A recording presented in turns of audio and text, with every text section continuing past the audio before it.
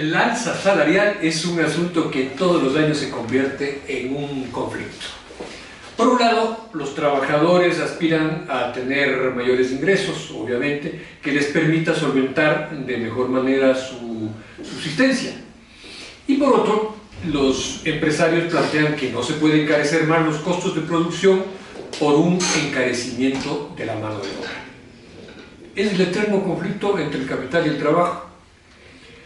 Esta vez, como no se ha llegado a ningún entendimiento entre las partes, el próximo lunes se conocerá cuál va a ser el aumento salarial para el año 2020 que está por iniciar. Dos datos que siempre hay que tener en cuenta cuando se trata este tema son el índice inflacionario por un lado y el costo de la canasta básica por el otro lado. Hasta noviembre, hasta este último noviembre, según el INEC, el índice inflacionario ha sido del 0.04%, un índice bajísimo. Y el costo de la canasta básica familiar se ubicó en $715.10. Pero el INEC plantea que el ingreso familiar mensual de un hogar tipo es de $735,47. Se supone que en un hogar tipo, según el INEC, trabaja más de una persona, obviamente. Bien, ¿cómo enfrentar en estas condiciones el alza salarial? ¿Hay alguna fórmula que permita resolver el alza y que deje contentas a ambas partes? En la situación en la que está actualmente el Ecuador, ¿cuál es el alza más aconsejable? Ese es el tema de hoy que abordaremos en el quid del asunto. Saludos cordiales para todos ustedes. Mi nombre es Luis Dávila Lore, estoy acá en compañía de Santiago Cadena en la producción y esto es ecuadortoday.media. Como ustedes saben, este programa se retransmite a través de Radio Latacunga para las provincias de Cotopaxi, Tungurahua y Los Ríos, de Radio Intag en parte de Imbabura y de Radio Frontera La Voladora en la provincia del Carchi. A todos ustedes, amigos y amigas, allá en estas provincias, un saludo muy cordial. Para dialogar sobre este tema, hoy hemos invitado a dos representantes, uno del sector empresarial y otro de los trabajadores. Por el lado de los trabajadores está José Villavicencio, él es vicepresidente del Frente Unitario de los Trabajadores, organización de trabajadores histórica, como todos conocemos, y por el lado empresarial está Javier Rosero, él es gerente técnico de la Federación Ecuatoriana de Exportadores FEDEXPORT. Muy buenas tardes, Javier y José, un gusto tenerles aquí y muchísimas gracias por haber aceptado nuestra invitación. Luis, muchísimas gracias también y es un gusto realmente compartir este espacio con José, porque creo que la altura de las ideas se debate en opinión pública, bajo estos micrófonos, justamente sobre la base de las propuestas, no de las protestas, y que me congratula realmente que podamos compartir este espacio con José y con usted. Ahora, vamos primero con José. Es un gusto poder saludar a nombre de nuestra central sindical UGT como parte del Frente Unitario, compartir esta entrevista con Javier y contigo, que me parece importante. Creo que aquí se van a exponer las posiciones, los criterios, y ya será también los oyentes, la ciudadanía, quien saque sus propias conclusiones. Les cuento una cosa, amigos y amigas, es curioso, ¿no? Pero uno dice el conflicto entre el capital y el trabajo. Y claro, antes de estar al aire, cuando estábamos aquí, es muy agradable saber que tanto Javier como José se llevan bien, porque se tratan de tú, hola, ¿cómo estás? Qué gusto verte otra vez. Y eso es bueno, porque de todas maneras debatir, así sea con posiciones antagónicas, en condiciones de respeto, de amistad, de tolerancia, creo que es lo mejor. Y eso es lo que nos impulsa en este programa, en el quid del asunto. Bueno, ahora sí, a ver, antes de plantear cuáles son las posiciones de ustedes en torno al alza salarial, hagamos un breve diagnóstico de cómo ven ustedes la economía del país en función del alza salarial. ¿Ya? Como yo te corté hace un rato, comencemos contigo, Javier, y después con José. muchísimas gracias, Luis, nuevamente. Bueno, en la práctica tenemos un escenario que es el resultado de varios años de un mal manejo económico, de un manejo errático en materia económica, y eso obviamente no excluye el mal manejo de la política laboral, que al final lo que nos deja como conclusión es que estos más de 12 años de este manejo pésimo de la política laboral están destruyendo empleos formales en el país. Por lo tanto, es necesario redefinir un horizonte de cómo estamos visualizando al empleo y sobre todo a las personas que no tienen empleo en este momento y que necesitan y que siguen buscando incansablemente una oportunidad de empleo en condiciones formales, con beneficios de ley, y de integrarse y tener el ingreso que asegure posibilidades de prosperidad para su familia. Entonces, desde esa perspectiva, creo que lo importante es cómo adaptamos esta lógica del salario como uno de los varios pilares que debe tener la política laboral para poder generar nuevas opciones, no solamente de emplearse, sino de poder generar empleo. A la final, Luis, uno de los aspectos que al interno hemos discutido conceptualmente bastante entre los empleadores es que la manera de generar mayor riqueza al interno del país viene de la mano de impulsar y alentar la producción, porque al final es la producción la que va llevando de la mano la necesidad de contratar más personas, y es por eso que fomentar todos los mecanismos que permitan que la producción se impulse muchísimo más van a conllevar de la mano que el empleo formal, que las alternativas de empleo formal, de empleo pleno, sean mucho más enriquecedoras para los ciudadanos. Ahora bien, ya en términos propiamente del tema salarial, la verdad es que no hemos encontrado, y es una posición que nosotros estamos, si se quiere hasta cierto punto, interpretando respecto de las cifras oficiales, es que no están dadas las condiciones para hablar de un incremento salarial. Y no están dadas las condiciones en términos económicos porque precisamente venimos en un momento en el que las ventas están estancadas, las exportaciones empiezan ya a registrar una caída bastante dramática. De hecho, en el Consejo de Salarios nosotros le señalábamos al ministro y a nuestros colegas trabajadores que en solamente octubre del año 2010 las exportaciones no petroleras empezaron a desacelerarse y las 2010. Perdón, en octubre de este año. 2019. Ya. Disculpa, gracias por la corrección. Empezaron a desacelerarse y las no tradicionales, que son aquellas que generan un proceso adicional de valor, es decir, si quitamos banano, camarón, cacao, atún y café, todas las otras exportaciones caen en un 11%. Esto es un dato prácticamente inédito en los octubres desde que estamos en dolarización. Entonces, a la final son datos que son el resultado de todo este conjunto de elementos que hacen que tengamos que replantear cuáles son no solamente los objetivos, sino cuáles son las políticas que necesita adoptar el país para cambiar completamente el modelo y devolverle la preponderancia a la iniciativa privada como motor generador de desarrollo y crecimiento. Quedemos ahí, muy bien. Vamos, José, entonces primero con un análisis de la economía del país y de ahí desemboquemos en lo que sería salario. Es evidente de que la economía en nuestro país es complicada, es compleja. Y conforme se establecen las cifras, no es nada raro que en 2020 entremos en una recesión económica. Y es producto de un mal manejo o de una política errada en el marco económico. Durante 10 años, en el tiempo de bonanza, donde el país tuvo ingresos que bordean los 230 millones de dólares, 230 mil millones de dólares, no se pudo hacer las cosas correctas y se permitió entonces farrear esos recursos, establecer, entre comillas, yo diría, actividades o hacer obras con sobreprecio, y en ese marco entonces hoy estamos viendo las consecuencias. Y entonces la situación económica no varía. Si vemos las cifras durante estos 12 años, los beneficiados son los mismos: la banca, los grandes grupos económicos del país, que eso las cifras lo reflejan, lo demuestran. Y en los momentos actuales hay una variación. El gobierno anterior dejó señalando el camino al Fondo Monetario Internacional y hoy lo ejecuta el presidente Moreno. Y esas políticas entonces económicas con el Fondo Monetario Internacional es crítico. No está aquí en discusión quién nos presta. Es necesario en momentos hacer créditos. Nosotros hemos planteado que es correcto, pero tampoco es la solución que se va a resolver el problema económico con más deuda.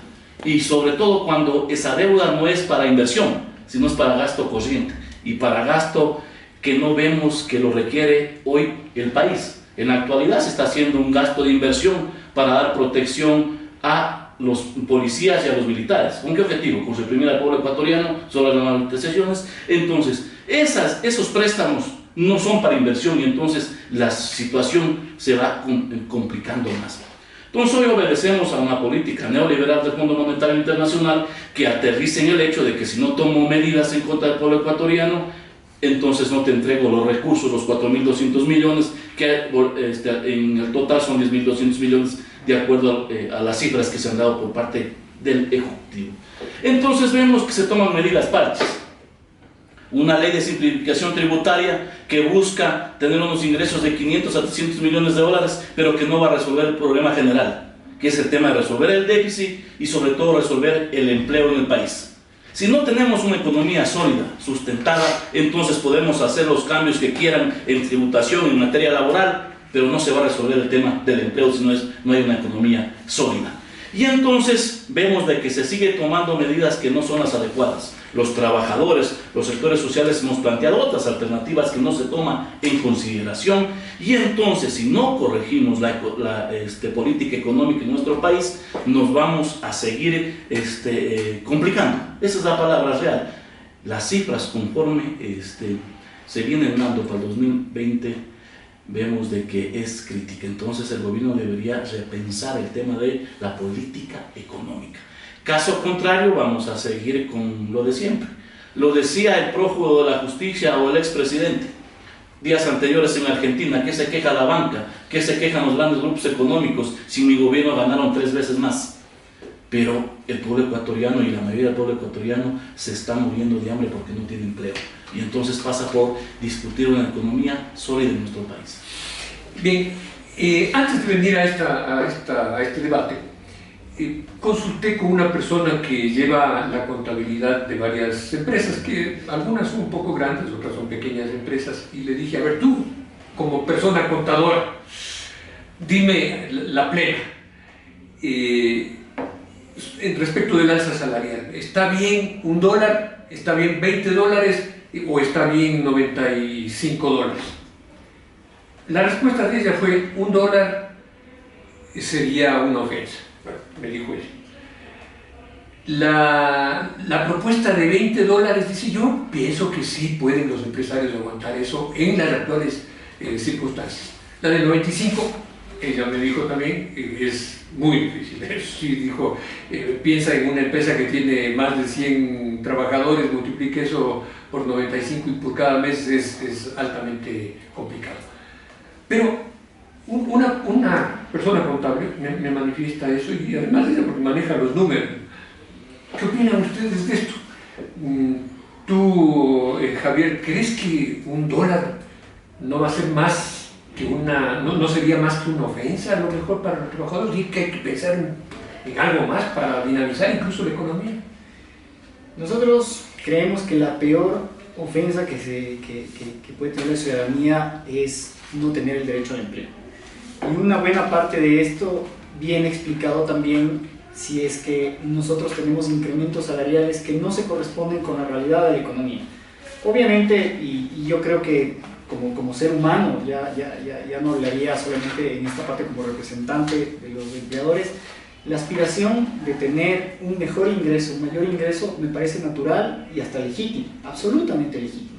Y creo que se ha malentendido porque los empleadores no es que se oponen en general a todos los incrementos. De hecho, no hay mayor retribución cualitativa para un empleador que poder crecer mucho más, y con crecer me refiero no crecer en términos monetarios exclusivamente, sino poder crecer en términos de que todos sus trabajadores se encuentren en un entorno laboral mucho más favorable para sus familias. Y yo creo que en esto, si no en la totalidad, por lo menos en una amplia mayoría de los empleadores, de los empresarios, de aquellos emprendedores, vamos a poder palpar esa realidad.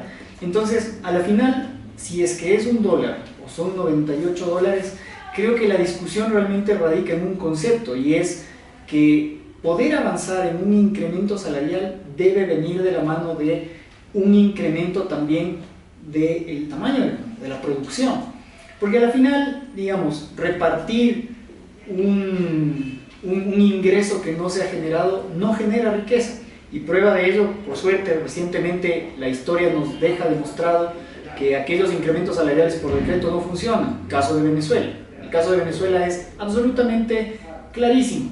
Ellos incrementan cada 3, 4 semanas, cada 2 meses el salario mínimo por decreto, y las cosas se siguen empantanando más porque no tienen una capacidad de respuesta productiva, además del mal manejo económico. Entonces eso es justamente lo que por responsabilidad con el país nosotros estamos tratando de evitar. Pero por el contrario, lo que sí estamos viendo es que es necesario sí tratar de encontrar todos aquellos mecanismos que permitan mejorar la productividad de los trabajadores de aquí al interno del país. Obviamente lo que vamos a provocar en la anécdota, en la experiencia que usted contaba, Luis, es que si subimos sin sustento técnico el salario, lo único que vamos a provocar en este momento es que toda la producción al interno se haga mucho más cara, y por lo tanto el costo de vida siempre vamos a tener la misma discusión porque va a seguir subiendo aquello que se queda aquí. Pero lo que se va afuera, ese tiene un problema mucho más grave, y nosotros tenemos una camisa de fuerza que otros países no tienen, que es la dolarización. Pero una camisa de fuerza en el sentido además de que es el activo social que más tenemos que precautelar y salvaguardar los ciudadanos, o por lo menos es lo que dice la gran mayoría de los ciudadanos. Cuando uno le pregunta si está de acuerdo con la dolarización o la quiere perder, todos dicen no, porque esto me resguarda de todo lo que ya vivía antes del 99. Entonces, si queremos salvaguardar la dolarización, necesitamos producción en bienes y servicios que sean competitivos afuera, y encarecer esa lógica de nuestras exportaciones sin sustento y sin haber crecido en términos de producción, lo único que hace es distanciarnos cada vez más de poder traer más divisas que sostengan este esquema de dolarización a través de más exportaciones. Es por ello que si no responde a la realidad productiva, a la realidad económica, cualquier incremento salarial por decreto, no puede la sociedad ajustarse a la norma. Es la norma la que tiene que ajustarse a la realidad de la sociedad que en este momento se está viviendo. José, ¿cuál es tu posición al respecto? Bueno, la posición de los trabajadores, no la tuya. Sí, primero, yo quiero iniciar planteando de que en nuestro país no existe ni una política laboral ni tampoco una política salarial.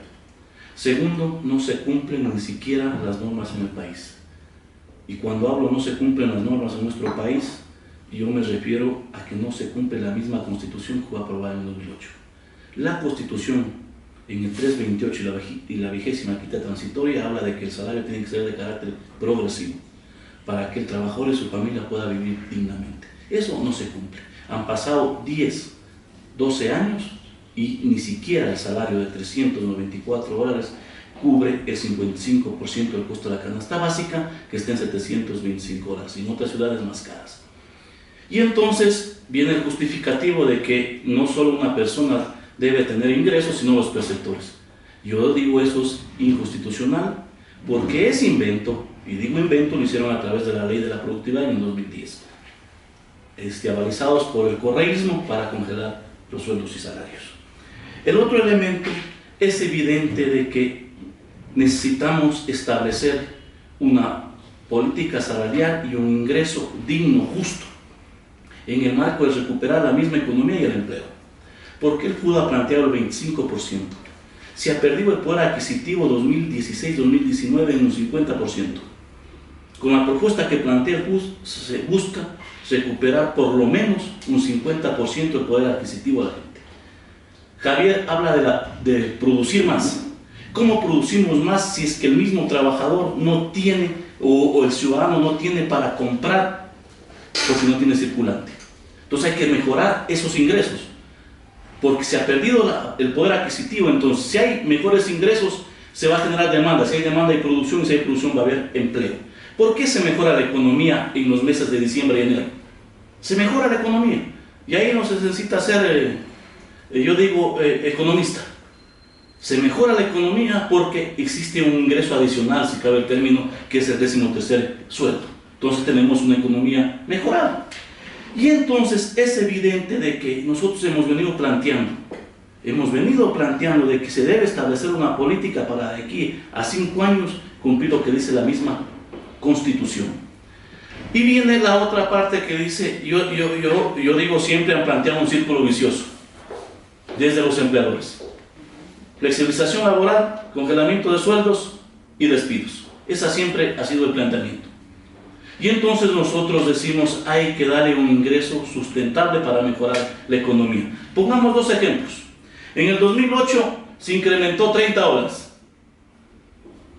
Y en el 2012, 28 dólares. Fueron los ingresos que tuvo el sector privado en el tema de los trabajadores más alto. ¿Y qué nos dijeron? Que iban a haber más despidos y que algunas empresas iban a cerrar.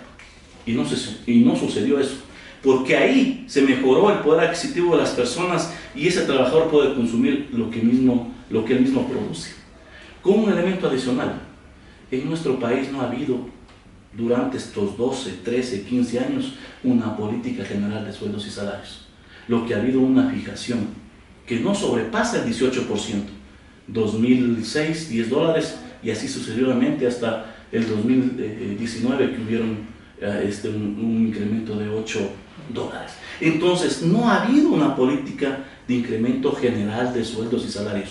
Una fijación a un porcentaje que, vuelvo y repito, no sobrepasa el 18%. Y entonces, eso hay que cambiar. Porque ¿cuáles han sido los beneficiarios de esta política laboral, de esta política salarial? Los grandes grupos económicos. Porque, ¿qué pasa? Planteemos de Excel dólar, que de hecho no sé cómo calificarlo, porque mire, se reúnen 125 empresas, muy respetadas pueden ser, y deciden que es $1 de incremento, pero la posición de los empleadores, a lo menos del representante que tienen en el Consejo Nacional del Trabajo, dice que tiene que haber una moratoria. ¿Una moratoria de qué? Del sueldo. No, o sea, la posición de ellos es cero. Es cero.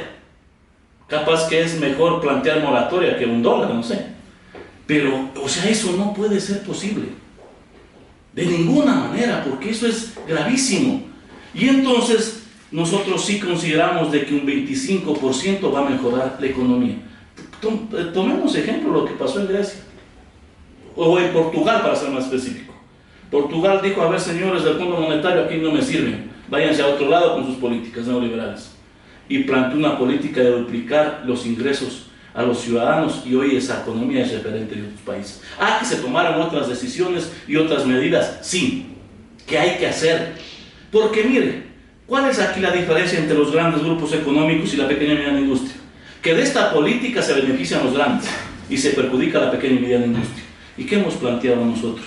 Que la pequeña y mediana industria es que genera el 80% de empleo, pero solo tiene un 20% de capital. Lo que pasa con los grandes grupos. Lo contrario, tienen el 80% de capital, pero solo generan un 20% de trabajo. Y entonces a esa pequeña y mediana industria hay que darle mejores compensaciones, si cabe el término. Y entonces, no pasa por seguir la misma rutina, si cabe el término.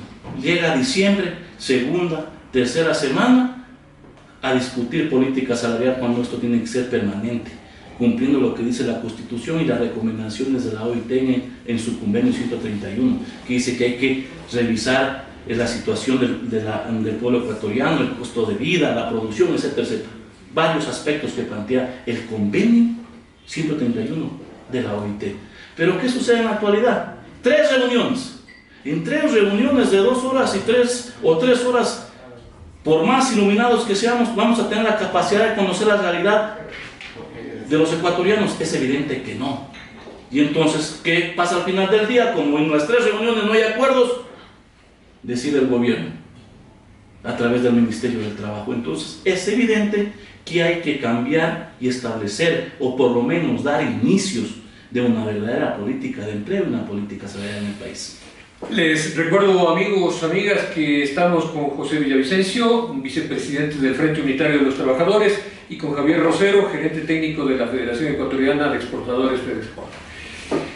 A ver, Javier, bueno, primero habría que decir que en ministro de Finanzas de Portugal, Mário Centeno, primero planteó una reducción del salario, ¿no? Y después sí hubo una elevación del salario. Claro, porque al inicio quisieron ejecutar las políticas del fondo y después... De todas maneras, José Villavicencio ha planteado aquí cosas que yo quisiera que tú, Javier, las comentaras. Uno ha hablado de la necesidad de una progresividad salarial. Y dos, digamos, el hecho que es empírico, de que cuando mejoran los ingresos se dinamiza la economía, lo que acaba de decir de diciembre y enero. Bueno, muchas veces ha pasado en la historia en otros países así, en algún momento en los Estados Unidos que había recesiones fuertes, se incrementaron los salarios y eso provocó una dinamización de la economía, porque la gente tiene más para comprar, entonces el mercado interno se fortalece, hay mayor demanda y mejora la producción. Sobre estos aspectos, ¿cuál es el comentario de ustedes? Encantado, Luis. Y la verdad es que me gustaría retomar desde el último comentario que usted hizo respecto al tema de Portugal, porque en economía no hay milagros, en economía no hay magia. Entonces, de hecho, yo podría tomar, porque debemos ser un poco más cautelosos cuando tomamos ejemplos del contexto internacional que se alejan mucho de la realidad ecuatoriana. Yo creo que tomarlos más con pinzas, porque si bien es cierto en Portugal existió un momento en el que incrementaron los salarios, yo también podría decir que el relativo éxito de la economía portuguesa se atribuye a que entre el año 2010 y el año 2015 justamente tuvieron una reducción no necesariamente solamente del salario, sino de todo el pasivo laboral. Esto implica sobrecostos, a los cuales aquí también en Ecuador estamos sujetos hoy, y estos sobrecostos generaron, o más bien la eliminación de estos sobrecostos durante 5 años, generaron que Portugal pueda exportar un 30% más a Alemania, 24% más a Francia, 12% más a España, que son básicamente sus 3 vías de salida en términos de exportaciones, y eso trajo todos los recursos que le permitió a Portugal después poder salir a flote. Más tuvieron otro boom de suerte con el tema inmobiliario, pero eso es discusión probablemente de otro momento. Pero lo que yo voy es, yo podría tomar también otra variable y decir, y contraponer lo que acaba de decir José, y decir en realidad fue la reducción del pasivo laboral. Es decir, creo que hay que ser un poco más fino en establecer una correlación entre qué es lo que realmente lo provocó, porque milagros no existen. La otra parte, y abordando ya un poco su pregunta, a mí me preocupa algo, porque si es que esta lógica de generar más ingresos a través de normativa, a través de decreto, como se suele decir, aunque en realidad es un acuerdo ministerial, es tan positiva, ¿por qué los otros países en el mundo no han duplicado ya sus salarios? Si esto tiene un círculo tan virtuoso que genera inmediatamente mayor producción, pienso yo, todos los países lo hubieran hecho, pero la realidad no es esa. La realidad, México acaba de aumentar 20%, ¿no? ¿Por qué no lo aumentaron al 200%? Si es tan virtuoso, ellos mismos están limitando la capacidad de crecer. Es que esa es la realidad del asunto. Y claro, acaba de aumentarlo en un 20% un gobierno que además cree, me parece de manera un poco más cercana a la tesis que nos acaba de sostener José, y sin embargo no va mucho más allá. Digo, si esa es la solución, llevémosla al triple, al quíntuple. Luis, en el que esto de no tener milagros en economía implica que nosotros tenemos que encontrar la manera de ser sostenibles en el tiempo como economía. Es decir, yo no saco absolutamente nada con que una persona que en este momento, una de las 6 de cada 10 ecuatorianos que no tiene empleo, yo le pueda dar empleo el día de mañana con un salario de $1000, pero con la apuesta de que probablemente en el mes de enero o febrero lo voy a tener que despedir porque el negocio va a quebrar. Entonces esos altibajos de no tener esa perspectiva de largo plazo como país, de no tener una estructura sostenible de la economía, es la que me parece que es la más irresponsable y sobre la cual ya vivimos 10 años. Yo no creo que debemos caer en el mismo error, y es por eso que en esta ocasión, así como en las ocasiones anteriores a sostenible el sector empleador, lo técnico se ajusta a la realidad. Lo técnico es lo que realmente, en donde realmente tenemos que trabajar, porque no quiero decir que con eso está todo bien. ¿No cree usted que el análisis que hemos hecho nos deja tranquilos y nos pone contentos? Al contrario, eso es un motivo profundo de preocupación, porque nosotros seguimos viendo que el empleo pleno se sigue destruyendo. Hay más de 70.000 personas que perdieron el empleo pleno en lo que va corrido el 2019. Eso no puede ser motivo de alegría de ningún ciudadano, y más aún en las condiciones actuales. Es por ello que esta parte como todo bien decía José, y yo coincido mucho, un conjunto de políticas laborales en donde lo salarial es un aspecto, pero el conjunto de políticas laborales sí tiene que replantear cómo le vamos a dar opción a estas personas que no tienen empleo. José, ¿cuál es tu opinión respecto de el hecho de que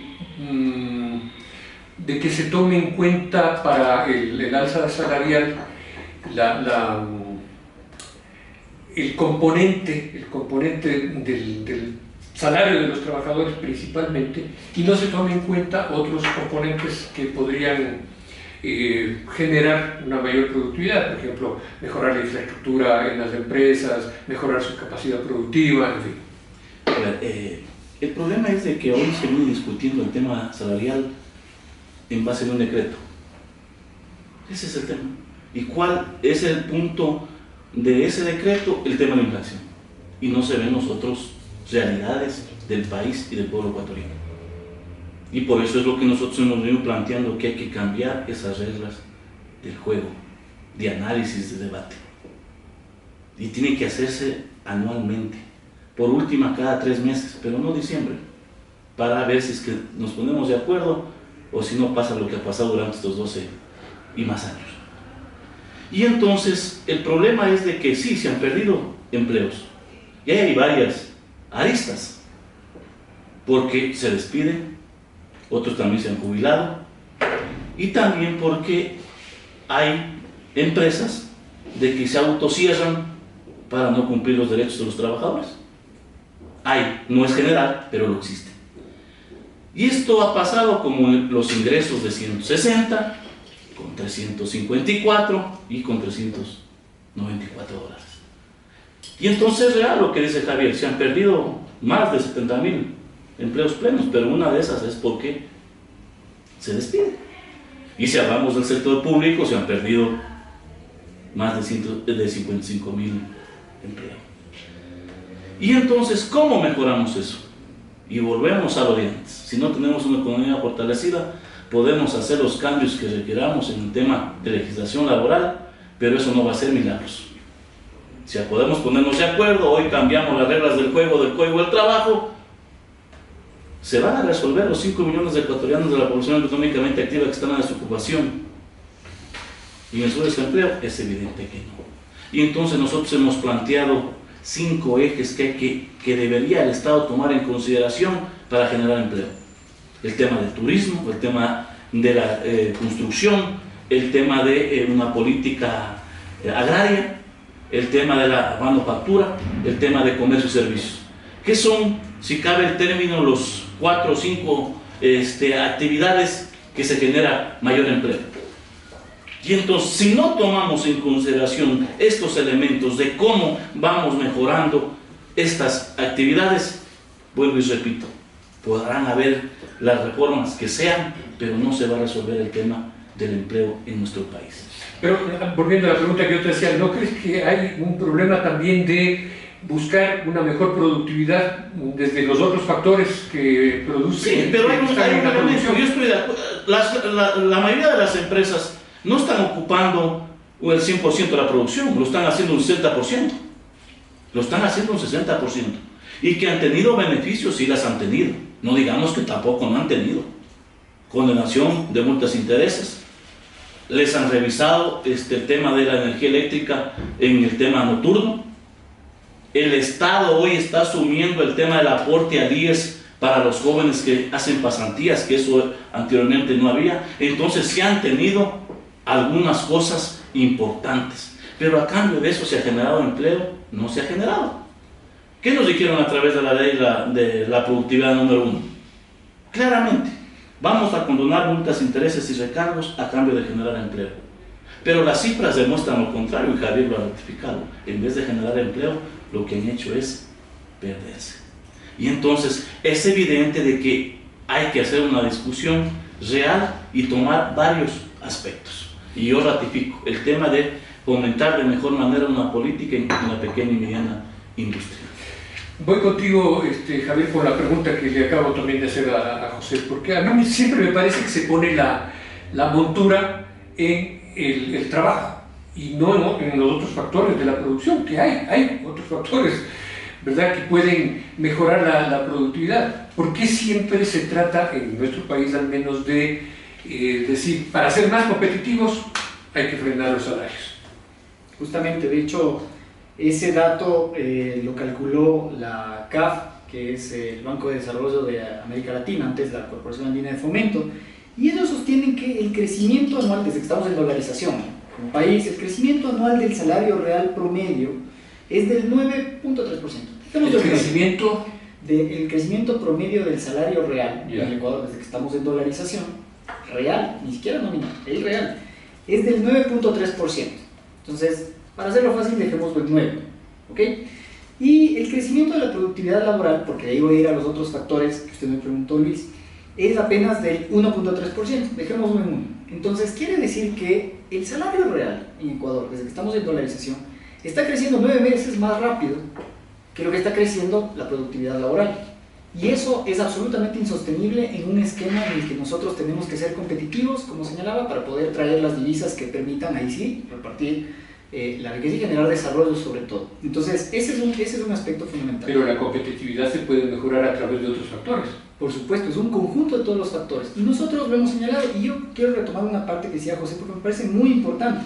Él señaló 5 sectores que me parecen clave. Yo coincido plenamente, siempre pueden haber más sectores que estén involucrados, pero me llama la atención porque justamente los que señalaba José son los sectores en donde mayor cantidad de empleos se ha perdido.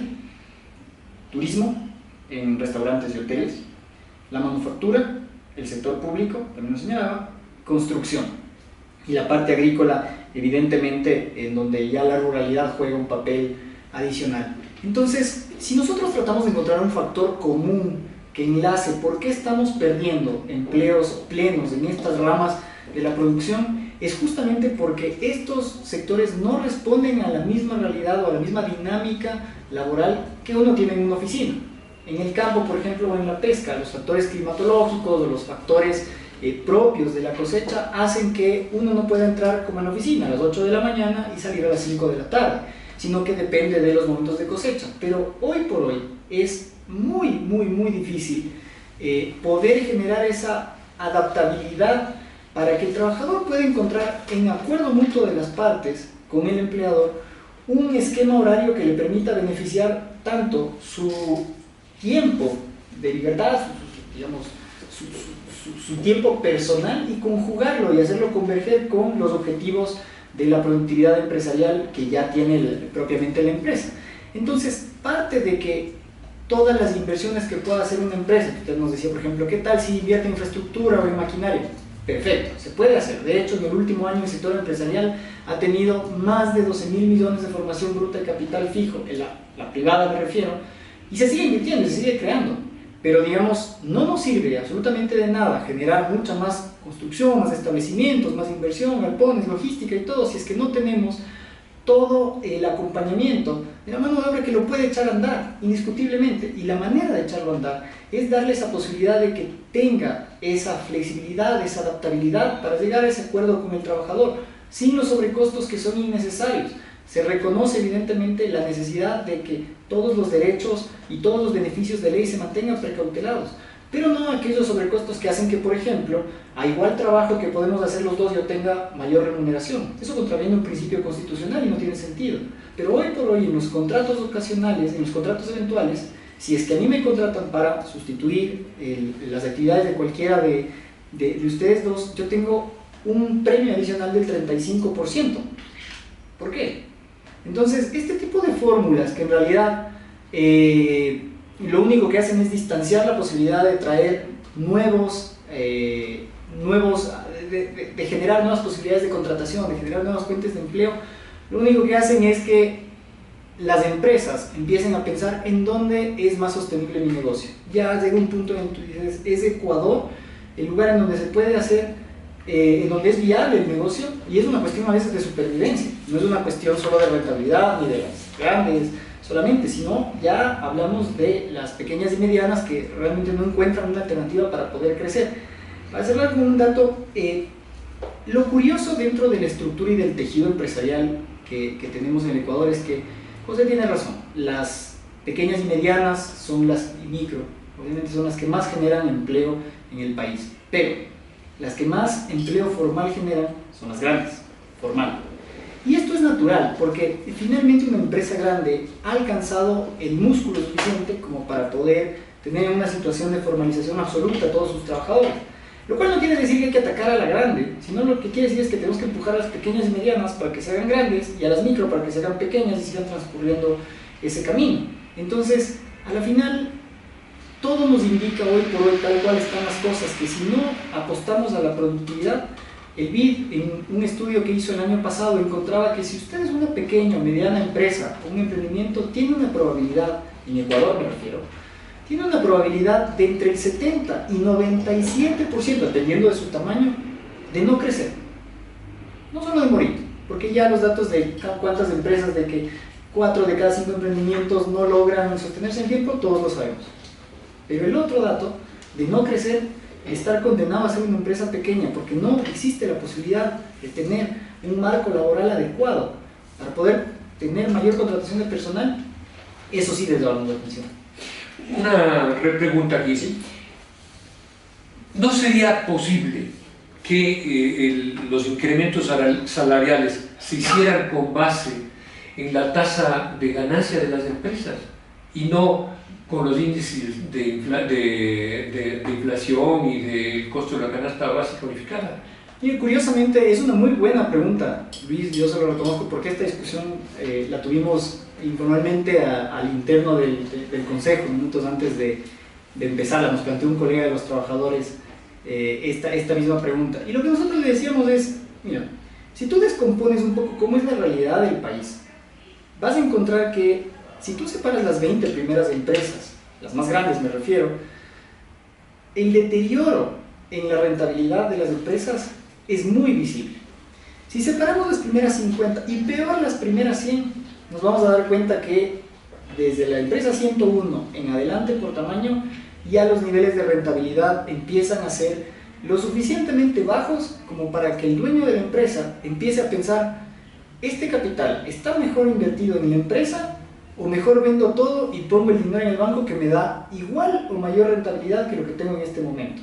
Yo creo, y ese es un mito que creo que como sociedad tenemos que romper, creo que necesitamos entender que el país sí necesita empresas rentables, porque una empresa rentable llama la atención de la inversión, no solo del de afuera, que es importante porque trae divisas, sino de la inversión aquí, porque le alienta a una persona que usualmente está empleada a emprender y poder generar más empleo. Entonces yo no le temería, porque creo que hemos satanizado demasiado la rentabilidad de las empresas y no debería ser así. Deberíamos tener en cuenta que los trabajadores son socios de las empresas en un 15% y que el Estado es socio de las empresas en otro 25%. Entonces al ministro en un momento en una sesión le decía, usted es nuestro socio, nuestros colegas del Consejo Nacional de Trabajo y Salarios son nuestros socios. Cuando a la empresa le va bien, a todos ustedes les va bien también, en suma, en más o menos un 40%. Entonces, a mí me parece que lo peor que puede suceder es que estigmaticemos la rentabilidad de las empresas, porque no pierde uno, perdemos las tres partes. Y eso definitivamente no abona en todas las necesidades de desarrollo de las que hablábamos hoy, con las que yo coincido. José, esta misma pregunta quiero ver cómo interpretas tú el hecho de que se incrementen los salarios con la tasa de ganancia. Y otra cosa adicional, antes se devaluaba la moneda cuando había moneda propia y ahí se devaluaba el poder adquisitivo, eso era todo. Tenías que trabajar más para comprar lo mismo, ¿verdad? Hoy lo que se está devaluando es el trabajo como política pública. A ver, ¿por qué se han perdido empleos en el tema turismo y en el tema construcción? Es porque no hay ingresos. El trabajador, los 394 horas no le alcanza para ir a la playa. No le alcanza. No puede hacer, con 394 horas, no puede acceder a una vivienda propia. Porque el 60% de los trabajadores tienen el ingreso del salario básico. Y entonces el salario básico no alcanza para irse de paseo y para poder tener una vivienda propia. Tercero, no hay que satanizar el tema de los contratos que hay en el Código del Trabajo. El Código del Trabajo es rígido para algunos sectores porque tiene derechos. Porque no hay solo el tema del contrato eventual o ocasional, hay el contrato por obra, a destajo, por giro del negocio. Entonces hay otras alternativas, pero solo los aterrizamos al tema de un contrato que fue presentado en el 2010 por los empleadores, como una alternativa para la dinamización laboral, y que estuvieron de acuerdo con el tema de recargo. De acuerdo, y no lo hicieron a través del Código del Trabajo, se lo hizo a través de la Ley de la Productividad, y que fue luego publicado o normado en el 2012 con ese entonces el ministro Vaca, ministro de los empresarios, porque él toda la vida ha sido abogado de los empresarios. Eso Javier no me va a dejar mentir. Y entonces nosotros siempre hemos venido planteando de que el salario se deben ver otros componentes, y uno de esos componentes es el tema de la rentabilidad de las empresas. Mire, Javier dice que se han bajado la producción, que entonces podríamos entender de que han facturado menos. Y no estamos diciendo de que no tienen que tener sus ingresos, eso es correcto. Hay un documento donde hace referencia a las 500 empresas y a las 1000 empresas que se proyectan en el mismo nivel. Y en referencia a 2017-2018 han facturado más del 6%. Han facturado, digo, no les estoy diciendo que han ganado, ni que... pero ese ejemplo que han facturado más del 6% en referencia a 2017-2018 significa que también mejoraron su rentabilidad. Y entonces sí hay que tomar en consideración los ingresos y la rentabilidad de las empresas, porque, vuelvo y repito, hoy estamos discutiendo sobre el tema de inflación, entonces no vemos productividad, no vemos rentabilidad, no vemos la situación social que vive el trabajador o el ser humano, y entonces hay otros componentes a tomar en consideración que los detalla, yo creo que adecuadamente, el convenio 131 de la OIT, y que claramente dice el 424 de la Constitución, que debe ser tomado como ley suprema por los estados, o en este caso el Estado ecuatoriano. Señores, vamos a tener casi una hora de este debate que ha sido muy constructivo, entonces les voy a pedir que cerremos, cada uno de ustedes, unos 2 minutitos para cerrar con el mensaje final, en vista de que el próximo lunes se va a decidir cuál va a ser el aumento salarial. Muchas gracias, Luis. Nuestra aspiración realmente es que podamos hacer un ejercicio primero responsable con el país. Yo creo que es absolutamente legítimo defender las posiciones a nivel de trabajadores y empleadores, pero por sobre todo hay una responsabilidad mucho más amplia, que es con asegurarle una posibilidad de futuro al país, y darle además la aspiración de futuro a quienes en este momento, que son más de 4 millones de ecuatorianos que están ahí dispersos en distintos tipos de subempleo y en informalidad, de que puedan unirse al circuito laboral de manera sostenible, insisto, y eso es muy importante. Y para ello, me parece que, si bien la política salarial es un componente muy importante y que hay que discutirlo, que hay normas que ya lo regulan, y en caso de que no lleguemos a acuerdo, es el ministro el llamado a sacar un acuerdo ministerial en donde se adapte la inflación proyectada del siguiente año, que es 0.8%. Por lo tanto, me parece que si no hay acuerdo entre trabajadores y empleadores, la norma ya dicta qué es lo que hay que hacer y existe la previsibilidad de cuál va a ser esa inflación. 0.8, hablamos de más o menos $3.30 de incremento, si es que el ministro lo tiene que hacer. Pero creo que más allá de eso, el tema laboral sí nos tiene que llevar a la reflexión de que nosotros no podemos seguir regulando, me refiero a un marco más amplio laboral como el Código del Trabajo, no podemos seguir regulando la dinámica del mundo contemporáneo, que es un mundo rápido, interconectado, es un mundo en donde la globalización toma mucho y premia mucho la rapidez de innovación. No lo podemos seguir regulando con un código anquilosado del pasado, con un código de 1938 que responde a la realidad de 1938, pero que definitivamente no está logrando ajustarse a las demandas de la realidad que tiene la sociedad. Como le decía Luis en un inicio, a mí me parece que es muy importante que sea la norma la que se adapte a las demandas que tiene en este momento la ciudadanía, que es tener empleo y un empleo formal y sostenible, y no ser cada vez más de los ecuatorianos que tengan que adaptarse a través del subempleo a la norma del vigente Código del Trabajo con casi 100 años. Gracias, Javier Rosero, gerente técnico de la Federación Ecuatoriana de Exportadores. José Villavicencio del fútbol. Brevemente, el Código del Trabajo ya no es el mismo del 38, ha tenido más de 100 reformas, entonces ya no podemos hablar que responde al 38, eso es irreal, más de 100 reformas en estas épocas. Dos, es evidente de que el FUD y el Frente Unitario no está siendo parte del Consejo Nacional del Trabajo Salarios. Nosotros hemos dicho claramente que el Arango no representa al Frente Unitario y él ha tomado decisiones individuales. El FUD ha planteado que mientras ellos no arreglen su problema interno que tiene la organización como tal, la CTE está fuera del FUD, porque esa no ha sido la posición del FUD la que ha planteado Arango. Entonces nosotros no tenemos ahí nuestro representante, por eso no hemos dado una propuesta al país que es del 25% para analizarla, discutirla y debatirla. Los trabajadores consideramos de que sí es posible sacar a nuestro país adelante, cambiando la política económica, la política laboral, la política salarial en nuestro país. Y consideramos el hecho de que hay que discutir los nuevos mecanismos o los nuevos cambios en la legislación laboral. Estamos de acuerdo, pero siempre y cuando sea empleo con derechos, no precarización, no flexibilización laboral, hemos dicho claramente. No es correcto de que a pretexto de generar empleo, convertirlo en mercancía o en esclavo al ser humano.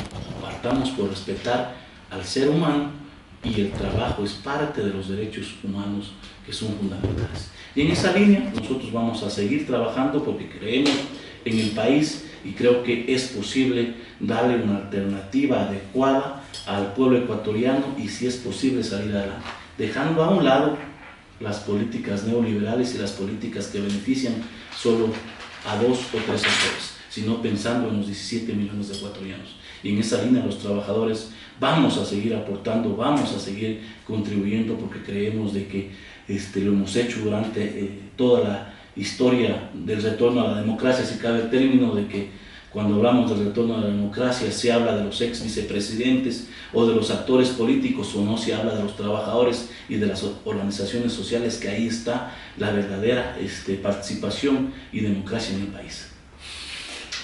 3 conclusiones rapiditas. Una, que creo que ustedes han demostrado, es posible dialogar por más posiciones antagónicas que se tengan, es posible dialogar y llegar a acuerdos por el bien del país.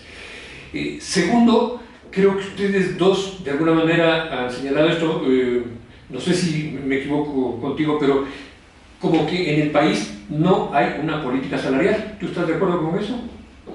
No hay política salarial, no hay política salarial. Norma hay, política sí. Claro, norma hay. Norma, de hecho, hay una norma que se puede considerar que es norma. Entonces, claro, lo que se ha dicho aquí es que el tema salarial, que es un tema tan complejo, tan complicado y tan importante, debería discutirse a lo largo del año y no los últimos días del mes de diciembre. Bueno, ojalá el día lunes haya buenas noticias para todos. Ojalá fuera así. Ojalá no, capaz, yo diría que no, porque solo es la segunda reunión, todavía les queda una. Ah, no es el lunes la final. No es el lunes la final. Recién es la segunda. Recién es la segunda. Ok, bueno, capaz que tenemos que esperar hasta el 27. Antes de que termine el año haya posibilidades de una noticia importante y que todo el mundo se sienta más o menos de acuerdo, sabiendo que todos tenemos que de alguna manera ceder en momentos complicados, críticos, económicos como vivimos. José Villavicencio, representante, vicepresidente del Frente Unitario de los Trabajadores, y Javier Rosero, gerente técnico de FedExport, les agradezco muchísimo por haber estado aquí en Ecuador Today en el quid del asunto. Un placer haber tratado este tema con ustedes. Gracias, buenas tardes. Amigos y amigas, con esto estamos llegando al programa final de este año, porque las 2 siguientes semanas, como sabemos, son de bastantes feriados. Así es que este va a ser el programa final de este año. Les deseamos a todos ustedes que tengan una feliz Navidad y que reciban con mucho ánimo y mucha esperanza el año 2020.